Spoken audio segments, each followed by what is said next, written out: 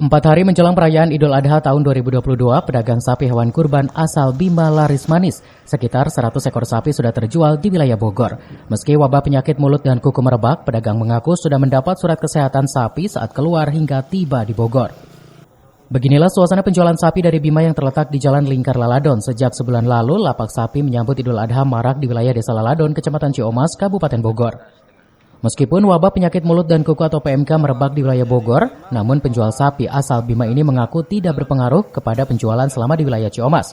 Padahal banyak konsumen menanyakan kesehatan akan sapi tersebut. Berbekal kesehatan dari dinas terkait, saat keluar dari Bima hingga tiba di Bogor, sapi-sapi tersebut dinyatakan sehat. Hal ini terbukti penjualan dari lapak ini sudah laris habis terjual.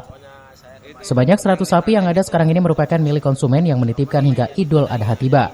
Harga sapi bervariatif sesuai ukuran berat badan dari harga 20 hingga 40 juta rupiah. Belum sampai 1 bulan. Udah habis berapa? Semua. Semua habis berapa Ya, ekor? kita jual ini semua kita jual tiga kandang ini tidak sampai 1 bulan. Ada berapa ekor semua? Lebih kurang 100 lebih. 100 ribu. Harganya gimana bang? Variatif atau gimana bang? Alhamdulillah harganya tergantung gede kecilnya. Ya, besar Yang kecilnya. paling besar berapa bang? Yang paling besar 40 kan itu. 40 ya. Ya. Tapi banyak juga konsumen menanyakan mutu kesehatannya. Ya kita tunjukin surat kesehatannya. Soalnya kita dari rumah diperiksa dulu sama dinas. Dari Ciomas, Kabupaten Bogor, Iman Abdurrahman melaporkan.